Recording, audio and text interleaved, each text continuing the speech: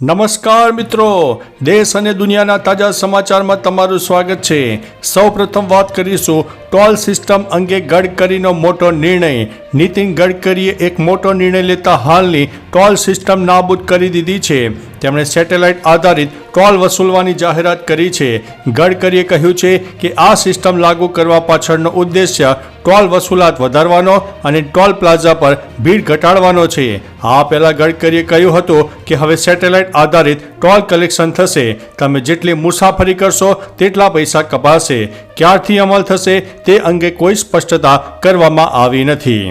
મિત્રો, અન્ય મહત્વના સમાચારની વાત કરીએ તો પાવાગઢનો અદ્ભુત નજારો, બધું તમે ભૂલી જશો। સુપ્રસિદ્ધ યાત્રાધામ પાવાગઢમાં મેઘો મુસળધાર વરસ્યો હતો, જેના કારણે ડુંગરની ચારે તરફ ધોધ શરૂ થઈ ગયા હતા। ધોધમાર વરસાદ અને પહાડોની લીલોતરી, નીચે ઉડતા વાદળો અને નયનરમ્ય ધોધ, આ બધા મળીને અદ્ભુત દ્રશ્યો સર્જી રહ્યા હતા, જે કદાચ હિલ સ્ટેશન પર જઈને પણ જોવા નહીં મળે। મિત્રો, અન્ય મહત્વના સમાચારની વાત કરીએ તો પીએમ મોદીએ સિનખુન લા ટનલનું ઉદ્ઘાટન કર્યું છે। વડાપ્રધાન નરેન્દ્રભાઈ મોદીએ લદ્દાખના દ્રાસમાં સિનખુન લા ટનલનું ઉદ્ઘાટન કર્યું છે।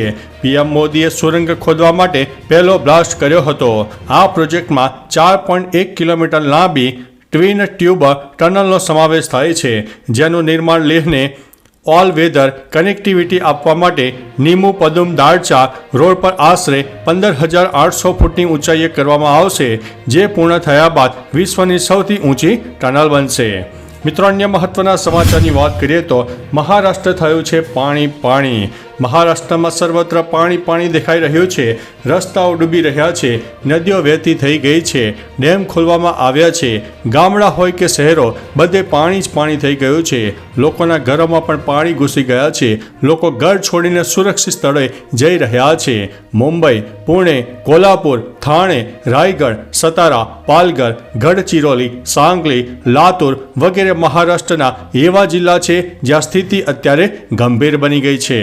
મિત્રો, અન્ય મહત્વના સમાચારની વાત કરીએ તો ઇમારતમાં આગ લાગતા એક વ્યક્તિનું મોત થયું છે। મુંબઈના બોરીવલી ઈસ્ટ વિસ્તારમાં એક બહુમાળી ઇમારતમાં આગ ફાટી નીકળી હતી અને આ આગ લાગવાથી ગૂંગળામણને કારણે એક વ્યક્તિનું મોત થયું છે। જોકે આગ પર કાબુ મેળવવા માટે ફાયર બ્રિગેડની ઘણી ગાડીઓ ઘટના સ્થળે પહોંચી ગઈ હતી અને આગ ઉપર કાબુ મેળવ્યો હતો। પ્રાપ્ત માહિતી મુજબ આ ઘટનામાં 3 લોકોને હોસ્પિટલમાં દાખલ કરવામાં આવ્યા હતા। જણાવી દઈએ કે આગ લાગવાનું કારણ હજુ પણ અકબંધ છે। મિત્રો, અન્ય મહત્વના સમાચારની વાત કરીએ તો બનાસકાંઠામાં આ વર્ષે નહિવત વરસાદ જોવા મળ્યો છે।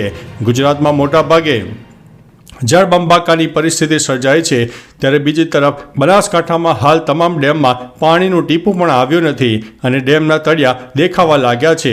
જોકે આ ડેમોમાં પાણી નહીં આવે તો આગામી સમયમાં સિંચાઈ અને પીવાના પાણીની પરિસ્થિતિ ચિંતાજનક બની શકે છે। બનાસકાંઠા, પાલનપુર, વડગામ, દાતા, અમીરગઢ તાલુકાઓ માત્ર વરસાદ ઉપર આધારિત છે। જોકે વરસાદ ન થતાં ખેડૂતોની ચિંતા વધી ચૂકી છે। મિત્રો, અન્ય મહત્વના સમાચારની વાત કરીએ તો 46 ડેમ સંપૂર્ણ ભરાતા એલર્ટ જાહેર કરવામાં આવ્યું છે।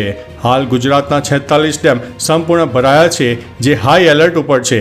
સરદાર સરોવર ડેમ 54.06% ભરાયો છે।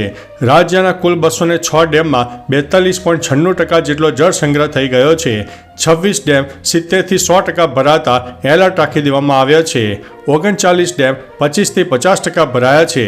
સૌરાષ્ટ્રના 141 ડેમ 50.06%, કચ્છના 20 ડેમમાં 49.23%, દક્ષિણ ગુજરાતના 23 ડેમમાં 46.16% અને મધ્ય ગુજરાતના 17 ડેમમાં 35.17% અને ઉત્તર ગુજરાતના 15 ડેમમાં 26.59% પાણીનો સંગ્રહ થયો છે।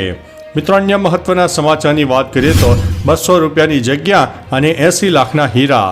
મધ્યપ્રદેશના પન્નામાં એક મજૂરને ખાણની ખોદકામમાં હીરા મળી આવ્યા છે। હીરાની કિંમત 80 લાખ રૂપિયા હોવાનું કહેવાય છે। આ મજૂરને જ્યાંથી હીરા મળ્યા તે જગ્યા તેણે 2 મહિના માટે લીઝ પર રાખી હતી, જ્યાં તેણે ખાણ શરૂ કરી હતી। અહીં કોઈ પણ 200 રૂપિયા આપીને ખોદકામ કરી શકે છે। કોઈ પણ વ્યક્તિ પન્નામાં હીરા શોધવા માટે ખોદકામ કરી શકે છે, જેના માટે હીરા ઓફિસમાંથી લીઝ લેવી પડે છે। હીરા મળે તો રાતોરાત કરોડપતિ થઈ જવાય છે। મિત્રો, અન્ય મહત્વના સમાચારની વાત કરીએ તો 65 વર્ષના દર્દીએ 25 વર્ષની ડૉક્ટરને પ્રપોઝ કર્યો છે. મધ્યપ્રદેશના ઇન્દોરમાં એક ચોંકાવનારો કિસ્સો સામે આવ્યો છે. સરકારી MY હોસ્પિટલમાં સારવાર માટે આવેલા એક 65 વર્ષીય વ્યક્તિએ 25 વર્ષીય મહિલા ડૉક્ટરને પ્રેમપત્ર લખ્યો હતો. આ પત્રમાં લગ્નનો પ્રસ્તાવ હતો. ડૉક્ટરે આ અંગે હોસ્પિટલ મેનેજમેન્ટને જાણ કરી. બાદમાં ફરિયાદના આધારે પોલીસે આરોપી દર્દીની ધરપકડ કરી છે. વૃદ્ધનું નામ સલાઉદ્દીન ખાન છે, જે અવારનવાર તે ડૉક્ટર પાસે સારવાર માટે આવતો હતો. મિત્રો, અન્ય મહત્વના સમાચારની વાત કરીએ તો ગુજરાતમાં ચાંદીપુરા વાયરસે લીધો છે બરડો. ચાંદીપુરા વાયરસે રાજ્યમાં હાહાકાર મચાવ્યો છે. દિવસે ને દિવસે ચાંદીપુરાના કેસમાં વધારો થઈ રહ્યો છે. રાજ્યના વાયરલ એન્ફેટાઇટિસના કુલ 124 કેસો નોંધાયા છે. સૌથી વધુ સાબરકાંઠામાં 12 શંકાસ્પદ કેસ નોંધાયા છે. શંકાસ્પદ પૈકી 37 કેસો હાલ પોઝિટિવ છે. ઉલ્લેખનીય છે કે રાજ્યમાં 44 બાળકોના મોત થઈ ચૂક્યા છે. મિત્રો, અન્ય મહત્વના સમાચારની વાત કરીએ તો MS યુનિવર્સિટીમાં પરીક્ષા મોકૂફ રાખવામાં આવી છે. MS યુનિવર્સિટીમાં તારીખ 26 અને 27 જુલાઈની પરીક્ષા મોકૂફ રખાઈ છે. જી હા દોસ્તો, વડોદરામાં પડેલા ભારે વરસાદ અને વિશ્વામિત્રી નદીના પાણીના સ્તરમાં વધારો થવાને કારણે 25 જુલાઈ 2024ના રોજ સર્જાયેલી જળબંબાકારની સ્થિતિ જોવા મળી હતી. સ્થિતિને ધ્યાનમાં રાખીને MS યુનિવર્સિટીમાં 26 જુલાઈ 2024 અને 27 જુલાઈ 2024ના રોજ નક્કી કરાયેલી પરીક્ષાઓ મુલતવી રાખવામાં આવી છે. મિત્રો, અન્ય મહત્વના સમાચારની વાત કરીએ તો ગુજરાતની રાજનીતિમાં નવા જૂનીના એંધાણ. ગુજરાતમાં નવા જૂનીના એંધાણ મળી રહ્યા છે. હાલમાં જ કૃષિમંત્રી રાઘવજી પટેલે દિલ્હી ખાતે કેન્દ્રીય ગૃહમંત્રી અમિત શાહ સાથે મુલાકાત કરી હતી. ઉલ્લેખનીય છે કે ગુજરાતમાં નવા પ્રદેશ પ્રમુખની વરણી થવાની છે, તો બીજી તરફ અનેક નેતાઓના દિલ્હીના આંટાફેરા વધી રહ્યા છે. તો વળી રાજકીય ચર્ચા વર્તુળમાં એવી પણ વાત થઈ રહી છે કે ગુજરાત ભાજપ સંગઠનમાં નવા જૂની થઈ શકે છે. મિત્રો, અન્ય મહત્વના સમાચારની વાત કરીએ તો યાત્રાધામ પાવાગઢમાં દર્શન ઉપર પ્રતિબંધ. પાવાગઢમાં પ્રવાસીઓની સુરક્ષાને ધ્યાનમાં રાખીને તંત્ર દ્વારા ડુંગર પર જવા પર પ્રતિબંધ લગાવી દેવામાં આવ્યો છે. ભારે વરસાદને કારણે ડુંગરની સીડીઓ પરથી પાણી વહી રહ્યા છે.